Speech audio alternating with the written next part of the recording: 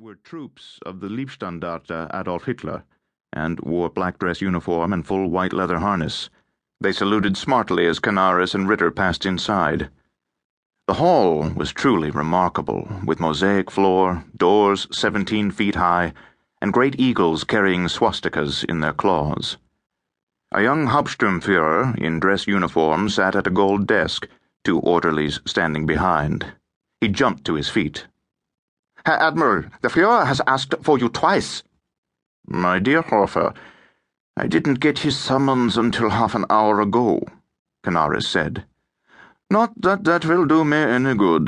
This is my aide, Captain Ritter. Look after him for me. Of course, Herr Admiral. Hofer nodded to one of the orderlies. Take the Herr Admiral to the Führer's reception suite. The orderly set off at a sharp pace, and Canaris went after him. Hofer came round the desk and said to Ritter, "Spain?" "Yes." Ritter tapped his false foot. "I could still fly, but they won't let me." "What a pity," Hofer said, and led him over to the seating area. "You'll miss the big show." "You think it will come?" Ritter asked, easing himself down and taking out his cigarette case. "Don't you? And, by the way, no smoking, if yours express order." "Damn," Ritter said, for his pain was constant and cigarettes helped. "Sorry," Hofer said sympathetically. "But coffee we do have, and it's the best." He turned, went to his desk, and picked up the phone. When the guard opened the enormous door to Hitler's study, Canaris was surprised at the number of people in the room. There were the 3 commanders-in-chief, Goering for the Luftwaffe, Brauchitsch for the army, and Raeder for the Kriegsmarine. There was Himmler, von Ribbentrop, generals like Jodl, Keitel, and Halder. There was a heavy silence, and heads turned as Canaris entered. "Now that the Admiral has deigned to join us, we can begin," Hitler said.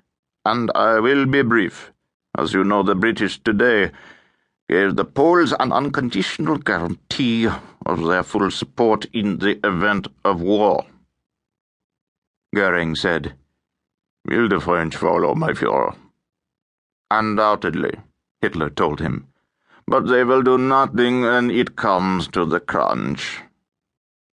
"You mean invade Poland?" Halder, who was chief of staff at OKW, said. "What about the Russians?"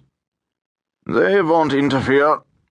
Let us say there are negotiations in hand and leave it at that. So, gentlemen, my will is fixed in this matter. You will prepare case right, the invasion of Poland, on September the 1st. There were shocked gasps. "But, my Führer, that only gives us 6 months. Colonel General von Brauchitsch protested.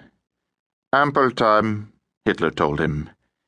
"If there are those who disagree, speak now." There was a profound silence. "Good. Then get to work, gentlemen. You may all leave, except for you, Herr Admiral." They all filed out, and Canaris stood there waiting while Hitler looked out of the window at the rain. Finally he turned. "The British and the French will declare war, but they won't do anything. Do you agree?" "Absolutely," Canaris said. "We smash Poland, wrap things up in a few weeks. Once it's done, what is the point of the British and French continuing?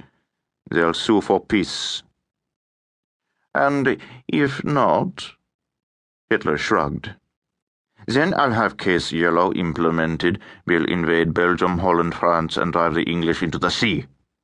They'll come to their senses then. After all, they are not our natural enemies." "I agree," Canaris said.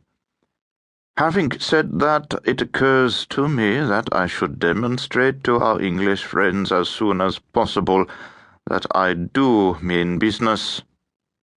Canaris cleared his throat. "Exactly what do you have in mind, my Führer?" Hitler gestured towards the huge map of the world that hung on the far wall. "Come over here, Herr Admiral, and let me show you."